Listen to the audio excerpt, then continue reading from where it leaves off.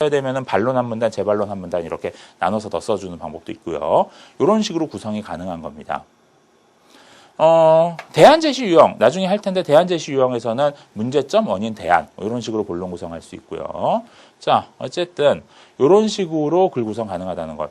여러분들이 답안이 길면 길수록 무엇을 써야 될지 어떻게 써야 될지 좀 많이 헷갈리는데 이런 식으로 써주면 됩니다. 단 이거는 문제가 무엇을 요구하느냐 또는 제시문 관계가 어떻게 되느냐에 따라서 다 달라질 수 있습니다. 이것은 그냥 선생님이 일반적인 글쓰기의 구성을 설명한 거고요. 논술 문제에서는 문제가 요구하는 것이 가장 중요하거든요. 문제 요구 조건이 조금이라도 달라지면 그것에 따라서 답안 구성이 달라진다는 것 꼭 기억하십시오. 구성은 문제의 요구 조건과 제시문들의 관계에 따라서 이루어지는 겁니다.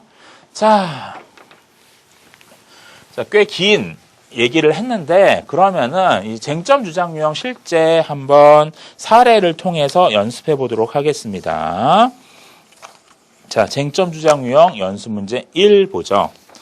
자, 1. 일단 문제부터 봅니다. 문제. 개인이나 사회의 발전을 위해서는 상생보다는 경쟁을 우선시해야 한다라는 주장에 대한 찬반 입장을 정한 뒤 가에서 라를 모두 활용하여 자신의 입장을 옹호하시오라고 했습니다. 자, 이거 쟁점형 문제죠. 지금 보면은 사회 발전, 개인과 사회 발전을 위해서 경쟁이 중요하니 상생이 중요하니 지금 이 부분의 충돌이 존재하는 겁니다. 자, 그리고 아마도 제시문들은 경쟁이 중요하다 또는 상생이 중요하다라는 각각의 입장을 취할 겁니다. 자, 그러면 우리는 어느 한 입장을 선택해야 되죠. 나는 경쟁이 중요하다고 생각해 또는 나는 상생이 중요하다고 생각해 선택한 다음에 제시문들을 각각의 논거로 활용해줘야 되는 겁니다.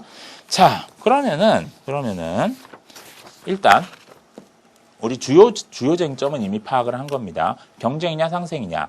자, 그러면은 제시문들이 각각 어느 입장에 서 있는지를 보도록 하겠습니다. 일단 제시문 가부터 보죠. 자, 여기서 합종과 연횡이 나옵니다. 예전 중국의 이제 전국시대 때 나왔던 말이죠. 중국 전국시대 때 최강자는 진나라였거든요. 결국은 진나라가 통일을 하는데 그럴 때 이 진나라와의 관계를 어떻게 설정하느냐에 따라서 이 당시의 외교 정책들이 달라졌고요. 거기에서 이제 연횡과 합종의 방식들이 있었던 겁니다. 그럴 때 지금 합종이라고 하는 것은 여러 약소국가들이 연합하여 강대한 한나라를 공격하는 겁니다. 즉 진나라에 대항한 이 연합을 구성하는 거죠. 연횡이라고 하는 것은 강대한 한나라를 섬김으로써 다른 국가들을 공격하는 것이고 강대한 한나라는 진나라입니다. 즉 진나라의 이제 사대하는 정책이 바로 연횡인 거죠. 이 모두는 국가를 보존하는 방법입니다. 자, 근데 지금 두 번째, 세 번째 문단에서 각각 연횡과 합종의 문제점을 비판합니다. 자, 두 번째 문단에 나오는 연횡의 문제점은 강대국을 섬기면 국토가 줄어들고 정치가 문란해진다. 결국 강대국을 섬기면 강대국에게 우리 국토를 갖다 바쳐야 되고 그리고 우리가 국가의 자존심을 세우지 못하니까는 결국 내부의 이 정치가들은 야, 저 나라를 섬겨야 되냐 말아야 되느냐 뭐 이러고 막 부패하고 뭐 이런 혼란해지고 이런 경우들이 발생할 거 아니냐 뭐 이런 이야기들을 하고 있습니다. 자, 다음. 세 번째 문단에서는 합종의 문제점이 나옵니다. 자, 합종의 문제점은 뭐냐? 결국은 여러 나라들이 연합해서 강대국하고 싸워야 되니까 그 싸우는 과정에서 문제점이 있지 않겠느냐라는 이야기입니다. 강대국과의 싸움으로 인해 국토와 군대를 잃게 된다라는 이야기를 하고 있고요. 자, 그래서 이 모두 다 아니야. 이 모두 다 잘못됐어. 라는 이야기를 하는 거예요. 그래서 이 합종이든 연횡이든 외교를 통해서 이 문제가 해결되는 건 아니야. 라고 이야기를 하고요. 중요한 것은 우리나라의 힘이 강해지는 거야. 그래서 천하를 통치하고 국가를 보존하려면 외교가 아니라 정치의 안정과 군대의 강화가 필요하고 이를 위해서 내정이 충실해져야 해. 라는 이야기를 하고 있는 겁니다.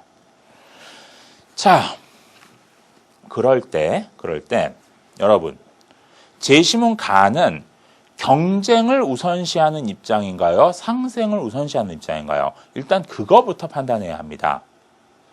자, 그러면 일단 이 제시문 가에서 지금 암묵적으로 전제하고 있는 것들이 있습니다. 뭐냐? 여기서는 지금 국가 간의 관계가 서로 침략하고 침략당하고 이런 관계예요. 어쨌든 간에 서로 대항하고 있고 맞서 싸우고 이거 잘못되면은 빼앗기고 뭐 이런 관계입니다. 결국은 국가 간의 관계를 경쟁으로 설정하고 있고요. 그렇게 경쟁으로 설정한 상황 속에서 자국의 힘이 강한 것이 최고야. 다른 나라 믿지 마. 다른 나라의 관계를 통해서 이 문제가 해결되진 않아. 라는 이야기를 하고 있는 겁니다. 결국은 이 입장은 경쟁에서 살아남을 수 있는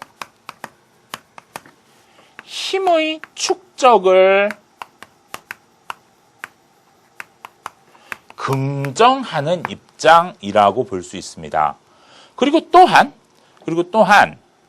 스스로 강하지 못하면 다른 나라에 빼앗기는 것은 당연해. 이러한 입장도 지금 전제되어 있어요. 강자가 자기 마음대로 할 수 있어. 라는 입장도 전제되어 있습니다. 강자의 침략을 당연시합니다. 자, 결국 이 입장은 국가 간의 관계에 있어서도 정글이어서 강자가 약자를 잡아먹는 그러한 약육강식의 생태가 벌어져 그렇기 때문에 우리나라가 스스로 강해지는 것이 무엇보다 중요해라는 이야기인 겁니다. 자, 경쟁을 우선시하는 입장에서 논거를 구성할 수 있습니다. 자, 그래서 이 주장에 대해서 찬성하는 입장에 선다면 그러면은 결국은 이게 현실이야라는 이야기를 할 수 있겠죠. 결국 국가 간의 관계에 있어서 어떤 서로 평화롭게 지내고 뭐 서로 도와주고 이런 것들은 이상론에 불과해. 현실은 정글이고 현실주의적으로 국익을 우선시하는 국가 간의 경쟁이 일반화된 상황 속에서 우리는 자국의 이익을 위해서 노력해야 돼. 뭐 이런 이야기를 논거로 구성할 수 있는 겁니다. 그럼 반대로 생각해 볼까요? 반대로 생각해서 상생을 중시하는 입장에서 이것에 대해서 어떻게 비판할 수 있나요?